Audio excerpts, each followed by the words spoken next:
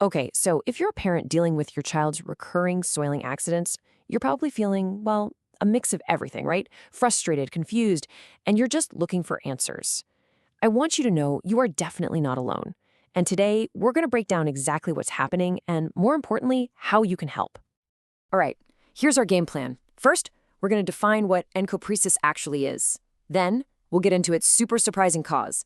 After that, we'll walk through the medical treatment plan, talk about your essential role as a parent, and then we'll wrap it all up with some key reminders to help you succeed.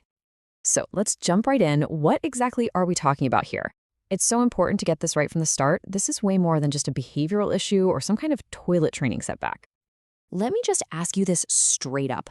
If your child is over 4 and you're dealing with these recurring soiling accidents, if you're nodding your head yes right now, then you are absolutely in the right place. This is exactly what we're here to talk about. And this right here is probably the single most important thing you need to hear. We've got to totally reframe how we think about this. This is not a choice your child is making. It's not a dirty habit or a sign of defiance. It is a genuine medical condition. And that means it needs understanding and medical treatment, not punishment.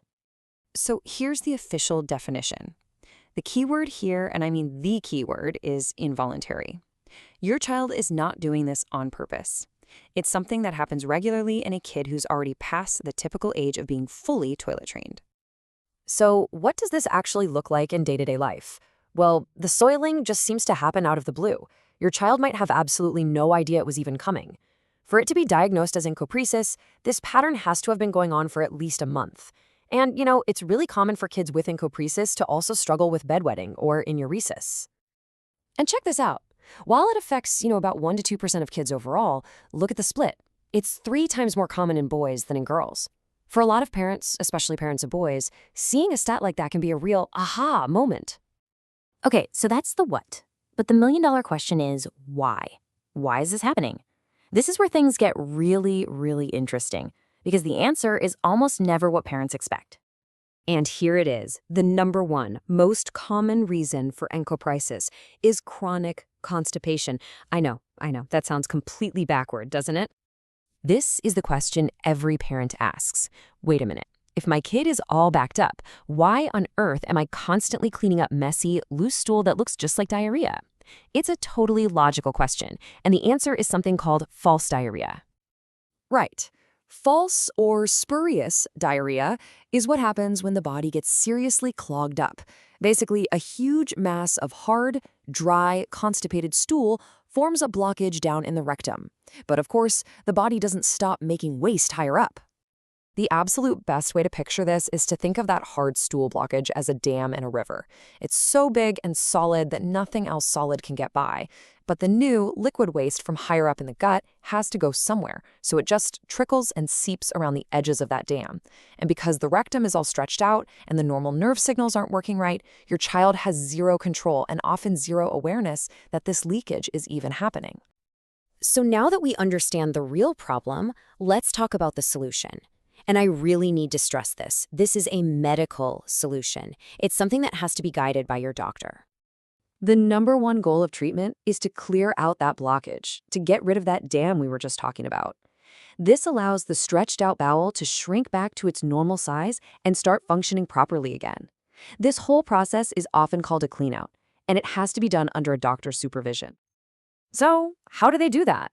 Well, your doctor has a few tools in their toolkit.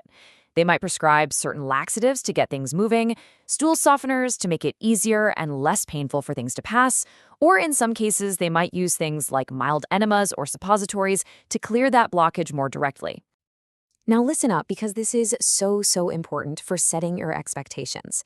This is not a quick fix. We're not talking about a week or 2. The therapy with laxatives and softeners needs to continue for at least 6 to 12 months.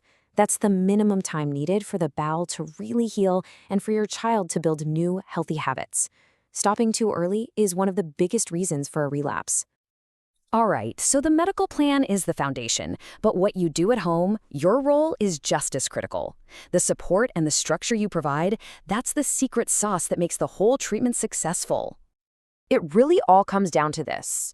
Your approach has to be concerned, understanding, and supportive. I'll say it again.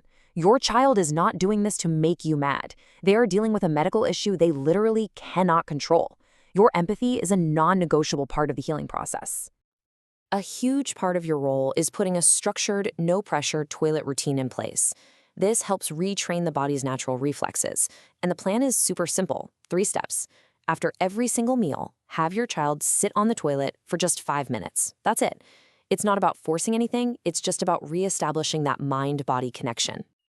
And here are a few other practical tips that can make a huge difference. Try to resist the urge to go back to diapers or pull-ups. For kids over 5, calmly asking them to help with the cleanup can build a sense of teamwork. It's also vital to protect your child from any teasing by siblings and to get other adults, like their teacher, on your team for consistent support. And finally, focus on positive incentives, not for having a bowel movement, but for sticking with the program, like offering special one-on-one time with you.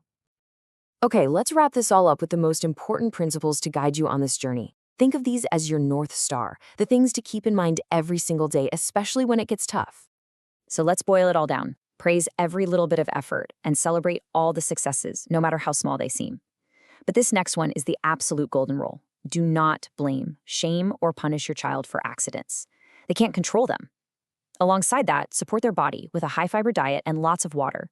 Stick with those good toilet habits, and make sure everyone in your circle, family, teachers, is on the same supportive page. Look, this can be a long and challenging process. I get it. But please remember, this is a solvable medical problem. With the right guidance from a doctor and a consistent, loving, supportive approach at home, you can and you will get through this. Your patience and your unwavering support, those are the real keys to success.